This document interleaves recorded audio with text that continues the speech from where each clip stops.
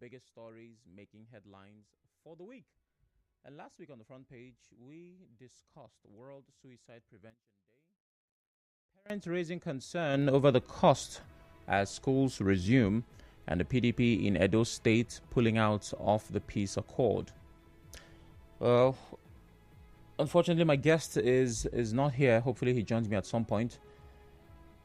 But we're heading to the headlines for this week and starting with security. Yes, indeed.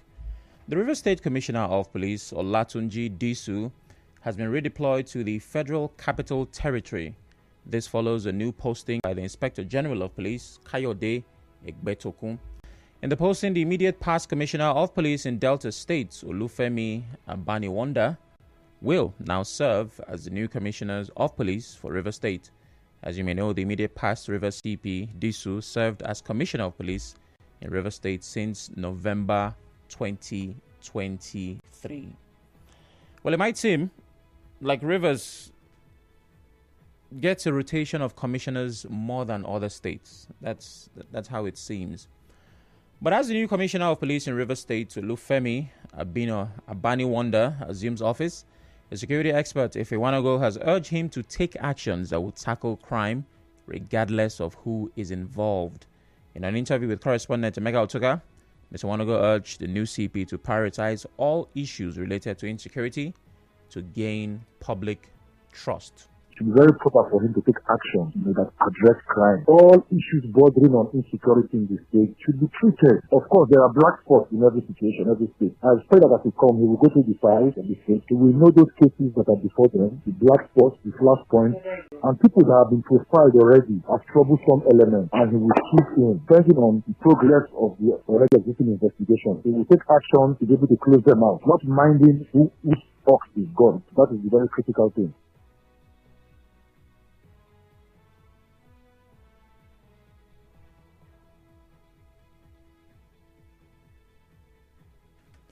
Well, he also emphasized the importance of political neutrality from the commissioner and his officers. I think it is very important seeing somebody who just arrived this week and due to the proximity of the pending election, local government election, he has to immediately take actions that will portray him as a neutral individual and a neutral institution, being the leader of the Nigerian police force in the state. It is very important the police took a different position. So for me, neutrality, political neutrality will be key for the CP, for him to be able to deliver on his mandate and for him to be acceptable to the citizens of the state.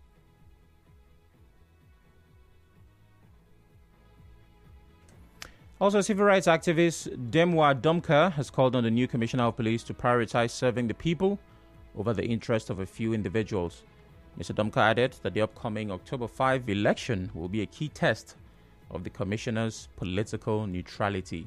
As Commissioner of Police should not come to Rivers State and work for any political party. The Commissioner of Police should not come to Rivers State and work for either APC or PCC or LDP or APC. The Commissioner of Police should train the citizens of Rivers. There should be peace in Rivers State. If anybody wants to cause any tension because of the local government election coming up in Rivers State, the Commissioner of Police should start to try and work for the citizens of Rivers. All right, so agenda setting for the new commissioner. What direction will the police force direct its crime fighting? My guest will be joining me shortly. But before he gets here, I would like to hear from you. Now, the concern connected to this commissioner. When you hear people push attention to a particular direction, what it means is that's where the problem lies. Let's say you start a new relationship. And your new boyfriend or girlfriend is telling you, I want a man who is faithful, who is loyal, is honest, and they keep emphasizing the need for honesty. It's possible that is a trauma from the previous relationship where they have been dealt with. So the fact that we're saying this commissioner needs to be neutral, they should not take sides, no political this. Have we before now had commissioners that had political affiliations that favor the interest of a few over the people? That's one. Two, why does it seem, I may not have the specific data, but Rivers gets a rotation of commissioners more than other states. What is it about Rivers State?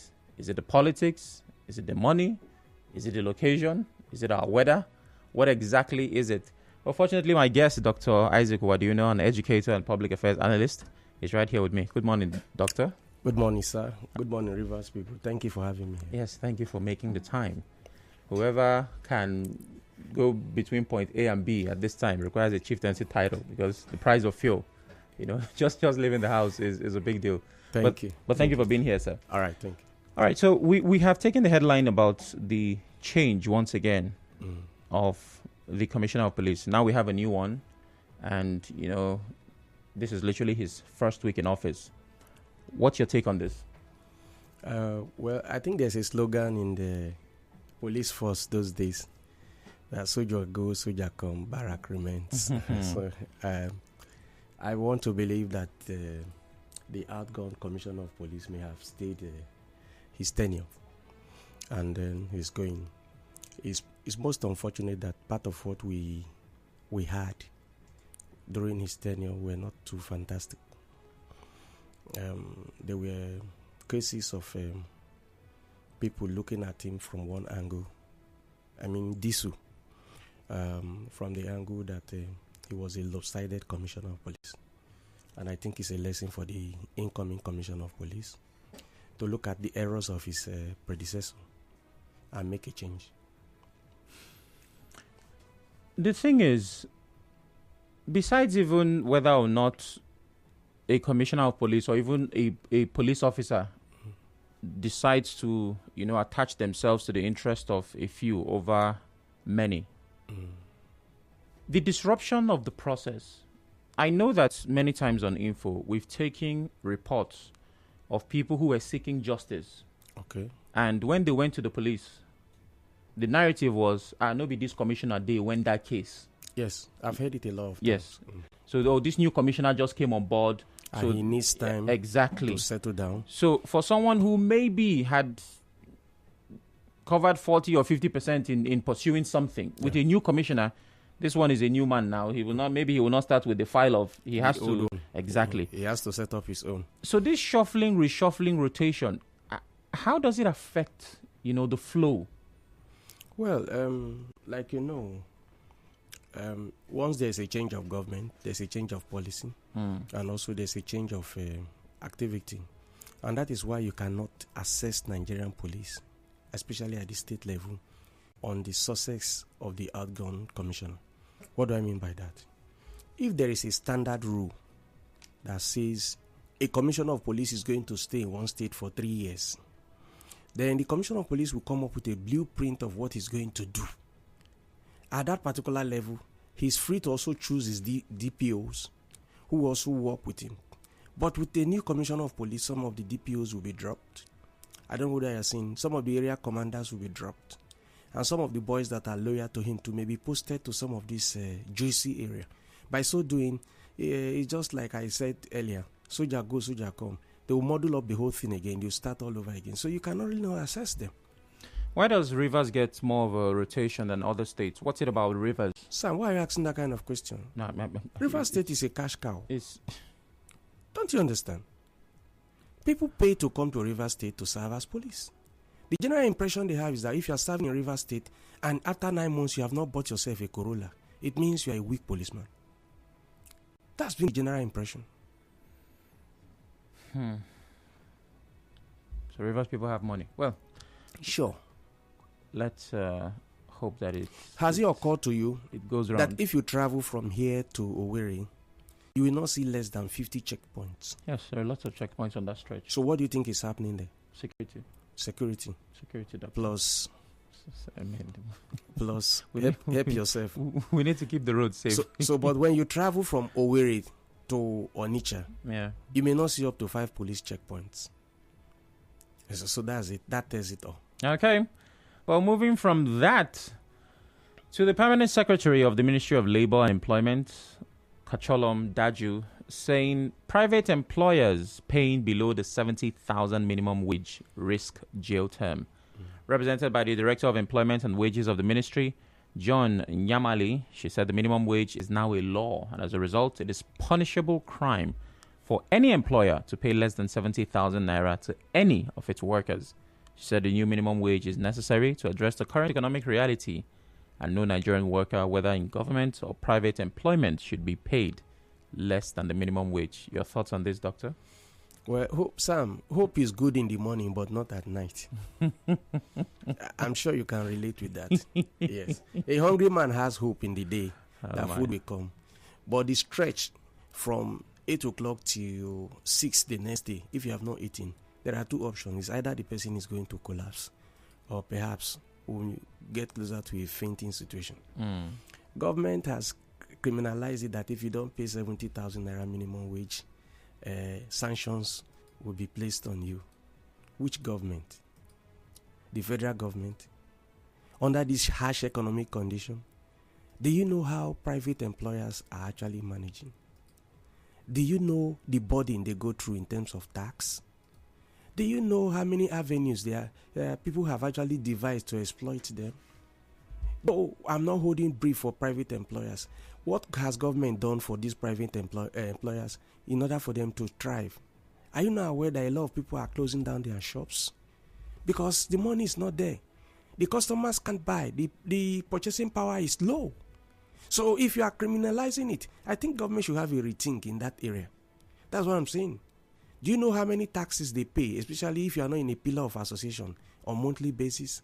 Or those who go to the market to collect from you, and then you have a sales girl, you want to pay 70,000. Sometimes are you not aware that when you go to the market to buy today, tomorrow by the time you come back, it has tripled the price? That's the perspective. So government cannot criminalize, not paying that. But that's not to say private employer cannot pay. They should come to a meeting ground that this is what you can afford to pay, and this is how we want to pay, so that it will not result into industrial disharmony. That's what we're talking about. But to say that I run a business, a consultancy firm, and I have myself, my wife, and one other person, and we are struggling how to pay our rent, not even going to market the clients to come in, and by the end of the month, while I'm carrying my burden on how to pacify my wife to wait that it will improve, and somebody is saying I should pay 70,000. I've not seen that kind of country before. Well, we both are citizens of that beautiful country. Yeah. We have a break coming up. After that, we'll take reactions to that directive that private employers must pay minimum wage and above, and other headlines from this week. Please stay with us.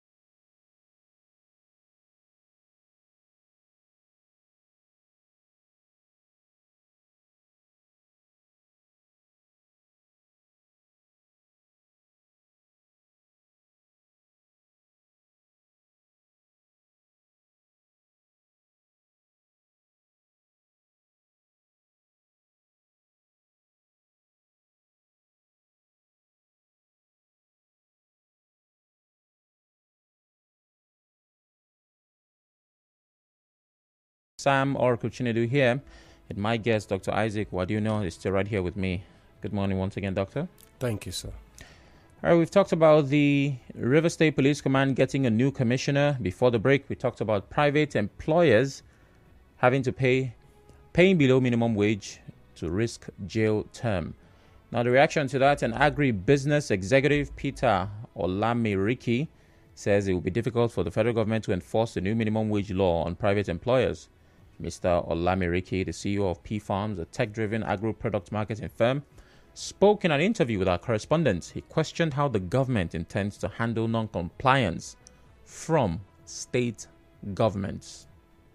When I read in the news this morning that the federal government made that kind of statement, I believe it's something that it cannot be enforced, because what will the federal government do to state governors that they don't also obey that kind of a law? So charity begins at home. If federal government is trying to enforce the new minimum wage on private sector, they must start with the state government. At least those are people that are sharing for the national cake. So you can't really hold someone to ransom as to, oh, you have to pay this person when you yourself did not obey. You who come to the equity must come clean. Mr. Olamiriki also warned that businesses cannot sustain operations if forced to pay wages that lead to financial losses. He said the minimum wage must be implemented in a way that protects businesses. So for us in the private sector, we are studying the policy, we are looking at how feasible it is. But the truth is, no company will pay salary and run at a loss. So if they insist, we will rather find a way to disengage employees so that we can stay afloat. So at the end of the day, implementation of the new minimum wage needs to be done carefully, in such a way that it will not keep businesses, and rather it will create a sustainable environment for business to strive and for employees to really have a nice welfare. Okay, thank you. And some small business owners also spoke to our correspondent. We have level 1, 2, 3 to 17. They don't pay them the same thing now. It's not 70,000 naira they pay all of them. Some people payments are higher than others. And again, I cannot keep up because in every business there's gain and there's loss. And with the effect of the economic situation right now, it is not funny. You cannot keep up with that type of payment, 70,000 naira every month. To increase workers' enthusiasm to work, they have more morale, putting more effort into their job because they are getting a much more higher pay. In fact, that is the real aim of it. For my business, I cannot follow the laws of federal government because I cannot pay my employer more than what they are earning in a month. How will I pay that person 70,000? Where is the 70,000 coming from? That's a very important question. Where is it coming from? If you can show me where the money is coming from, I will pay. Oh my. And the economic realities at this time, very unfriendly. But I'd like to point to what the first respondent said. State governments that do not pay the minimum wage, what should we expect of the federal government? Well, I guess I love the response of that man, because it's not today. Even right now, some states are already negotiating 40, some are negotiating 50. I think the committee, or rather the Governors Forum, said that the highest they can do is 60. Maybe federal government will add the remaining 10. So if states actually don't comply, why do you expect private employers to do that? Okay, so there are also some private companies, maybe in their benevolence, they may like to do something close to 60. But you don't just come up with a rule or a law and tell us that it must be enforced. How many private companies are actually getting subvention from government? Even when you go to banks for loan, the margin on the loan is extremely very high. They tell you that the economy is not stable. So I think government will have to do a rethink on that, like I said earlier. That's the only way forward. All right, coming up next, we're talking about the EFCC still on the hunt for former Kogi State Governor Yahaya Bello. But before we get there, I'd like to hear from you. The numbers to call are 0817-923-0002. 0817-923-0003. WhatsApp is 080-903-06 416. We're live on Facebook and Twitter, I believe YouTube as well, at Nigeria Info PH. You can watch as you listen and drop your comments on those platforms. We talked about the new police commissioner in Rivers State and private employers paying below minimum wage, risking jail term. Those are the conversations so far. Hello, good morning. Hello, Sam. Good morning. Good morning. Yeah, my name is Comrade Clinton from Bury. Welcome, Comrade Clinton. Please go ahead. Now, I've been saying this, that the Nigerian problem is not the problem of minimum wage. It's the problem of having affordable health care, affordable transportation fare, electricity tariffs be brought down. If these things are done, there will be ease to do business. See, 70,000 naira in an economy where you're buying fuel at a very expensive rate. And you know that fuel buys everything. That's the economy. So how do you accept private companies to strike? I think it's not possible. Even the federal government, have they started paying the minimum wage? Comrade, please handle the radio in the background. All right, can you hear me well now? Yes, I can. I'd like to hear you All once. right. So even the federal government, are they paying the minimum wage? There are some states where they said 30,000. We are unable to pay 30,000 to their workers. So I think that we should be very, very genuine when we are doing things. Not those kind of things we are doing in Nigeria. Bring down the cost of fuel and everything will go down. Thank you. Thank you very much. Over to WhatsApp. CPDSU performed relatively well despite the political quagmire in the states. Honestly, I don't envy any CP posted to River State right now because it has the capacity to make or mar their career in the long run. You asked the question, Sam. The reason for incessant redeployment and posting is purely political. Nothing more, nothing less. I really hope the new CP shows his wonders in cause of discharging his duties and break the jinx by staying for at least 2 years in River State. Let it be a miracle. Simply goodness from Alaka here. And I'm glad he brought this up. I think this CP has a unique name. If I want to phrase it in crime-fighting terms, let me, because I've not caught the name yet, but I know I saw Wonder there. Olufemi Abani Wonder. Yeah, so, for short, I already imagine people call him CP Wonder. CP Wonder. Yeah, and if he does well, there will be a lot of wonder in the... Sam, don't you also think that somebody may be forced to say, why Disu, a Yoruba man, Olufemi is also a Yoruba man. We had a Boka Friday. Boka Friday is from Delta. Yeah. Okay. So technically, maybe not Yoruba. We've had. I need to remember. Well, it's easy to look at it like that, and maybe there might be something there. I don't know, but okay, it's according to the ranking. Possibly. All right, because it is. You can also tie it to the IG that the IG is a Yoruba man. Well, that might be a factor. I mean, these things. It just might be a wonder. It's possible. The eighth wonder of the world. Hello. Good morning. Hello. Good morning, Nigeria. Good morning. What's your name? This is Akuku from Abokiche. All right, go ahead, Akuku. So let me tell you, my guy, yes, these people you are talking about, federal government saying that private sector should be paying minimum wage to their workers. That's what right. about them who saying all this is? Have they started implementing their own? None of the civil servants have been paid the minimum wage. Why they are talking about private sector?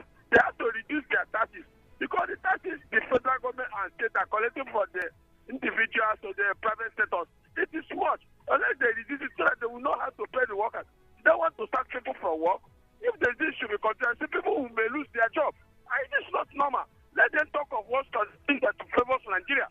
They have to talk of how to release the price of fuel. First of all, before they know what to do. What we are talking about today is the major problem of this condition of Nigeria. Let me stop here. Thank you. All right, thank you very much. Good morning. Good morning, Samarako Chinedu. Good morning. Chinke Daniel Mogeto Zwako, West in Abia State. Thank you very much, Chinke Daniel. Yes. We are, let me say, I'm looking at the minimum wage by entrepreneurs. My brother Sam, let us begin to look at the environment that we are in. In a local bakery, and you will tell the workers, I look at it that you, an employer, you bring your, the person that you want to work with you, and you ask him, you bargain with him on how much you will be able to pay. Does it take the federal government that doesn't care how the people survive to negotiate for them, or are they trying to divert attention so that we now think that they are doing us a favor? When these little investors collapse, can the federal government or even the state government, will they be able to absorb the unemployed people in our society? Our government, the economical team or whatever, I don't want to use a wrong word. Don't, please, don't. Are they clueless? Thank you, my brother. Chinedu. All right. Thank you very much, Chinky Daniel. Good morning, Mr. Sam and the doc in the studio. Compelling private employers to pay the minimum wage is not sustainable because the federal government that accepts to pay the new national minimum wage has yet to pay the wage. Juanita Clinton West says on WhatsApp. And Tex says, good morning. For change in River CP, if our replacement CPs are always sent from force headquarters and the incumbent sent back to headquarters, I would be suspicious. But they are almost always sent from other state commands, and other state CP redeployments take place simultaneously. So I worry more about interruptions in investigation and specific security operations after each redeployment. I understand, Tex. There was a particular time in Rivers that we had CPs changed in months. I think one came and... Yes. You know, he didn't even... Yeah. His seat was not even hot yet. They just moved. I remember that because I was still trying to... About 6 months. Yes, I was still trying to catch the name, you know, of... Because we always have it in the news, you know. Spokesperson for River State Command. So at some point, you will get used to that name. So I remember I had not even captured the name of that one. They told us in the office, they don't move more. Yes. I said, what is it? What? Oh... Rivers, my rivers. All right. And on minimum wage, Tech still says, I think the permanent secretary should be worried more about state governments. Wasn't it in the news in April this year that the New Zamfara state government had started payment of the 30,000 naira minimum wage, having been paid 7,000? Would they jail the governors or the finance commissioner? Tex is asking. It's difficult to answer that question. Impossible even. I don't know how they'll put it off, but we wait, we watch, and we discuss on Nigeria Info. Okay, I've lost that call. Well, let's move to other headlines. This is an interesting one also this week. At the start of this week, we heard that the former Kogi State Governor, Yahaya Bello, had turned himself in to the Economic and Financial Crimes Commission, EFCC. Mr. Bello is said to have done so after consulting with family, legal teams, and political allies. Mr. Bello, who faces a 19-count charge of alleged 80 billion naira money laundering, had previously refused to attend court hearings and honor EFCC investigations. His media office said he respects the rule of law and aims to clear his name, affirming his support for President Tinubu's anti-corruption efforts.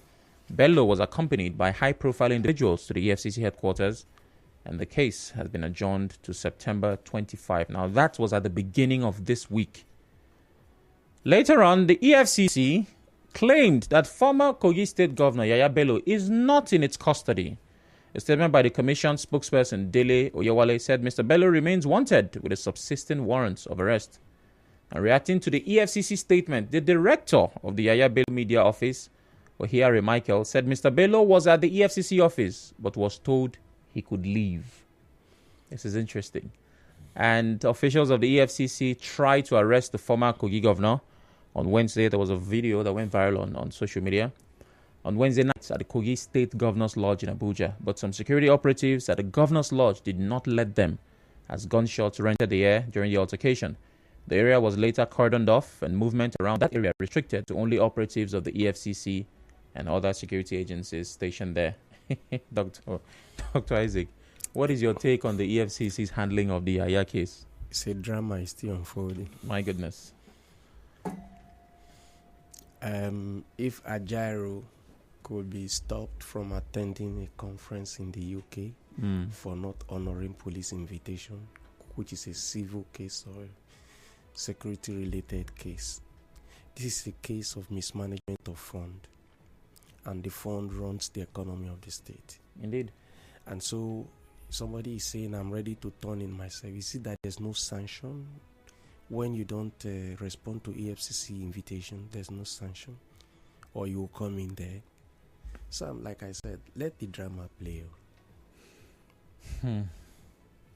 There is, of course, the obvious, if na Yahoo boy, they go get power. Yeah. But to follow politicians, there.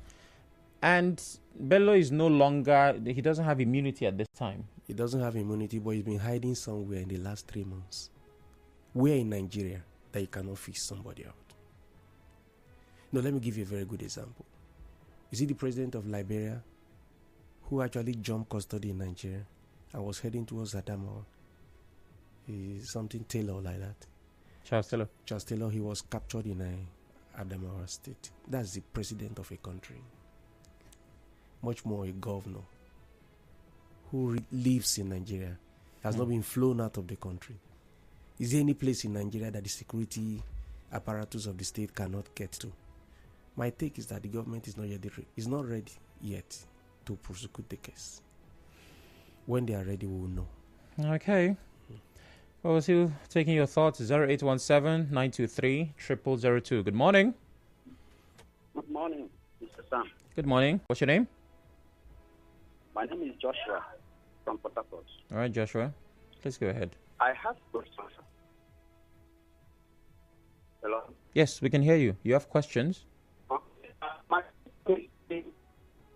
Oh, my. I apologize, Joshua. I have to let you go. The phone line is not clear. Hello. Good morning, the very distinguished Sam Arakuchine. Do I do this morning, sir? I'm amazing. Good morning. What's your name? I remain the very distinguished Temple Okere. All right. Doc, I think I celebrate you, sir. Good morning. Good morning, sir. The very distinguished Sam Araku. In as much as a sitting governor has immunity, does the entire government have, as in the government as itself, does it have an immunity?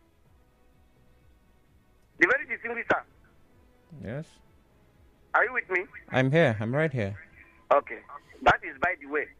It's just that EFCC, their problem is that the corruption itself that is even eating within the EFCC is the one fighting them. Because we have had EFCC recovered money. The ones stolen, the ones kept in the toilet, the ones that we are not laundered in the airport, up to now, they cannot account to it. So with this one, they are, fighting Yahaya Bello telling us a different thing. Will this one make any difference? That Yahaya Bello now don't even know where the EFCC office is. Probably he has in his agency of address that the EFCC will tell us he didn't come to their office. Why did he tell us that he went to the EFCC office? Even when his spokesman told us how he's involved with a fight against corruption of the current President Tinubu, I love the rule of law, but still it's very much difficult for us to get full details of what transpired. But at the same time, the very distinguished Morocco, if I may ask, on the part of the federal government, have they started implementing this 70,000 naira minimum wage? That they want to begin to jail the private sectors that have refused to comply or that have not complied yet. Have they started? And the civil servants under the payroll of the federal government beat their chest that they have started, receiving this money on their own part. And to the new city, I tell you, welcome, sir. I believe you will use your power to ensure that this scrupulous element within the confines of the police force on the road, collecting and extorting Nigerians within the River State Metropolitan will do the needful. Thank you so much. Thank you very much, Tempo.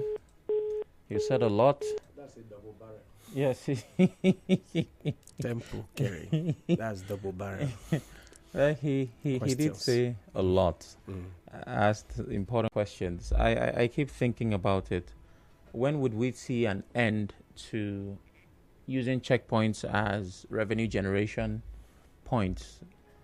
I don't know. I hope it does happen in my lifetime. But Sam, I've always advocated that the police should be used to collect tax and remit to the state government. Oh, come on, doctor. 10% should be given to them every month. You will see that the revenue profile of the state will increase because they are better off in collecting revenue. Okay. Yes. Well, they've proven Dr. Right in that regard, but we're hoping we really do get to that point. And thanks to investigation and reports coming from reliable sources, it goes all the way to the top. Yes. that place is on. There are some untouchable investigation and pieces of information that cannot be divulged.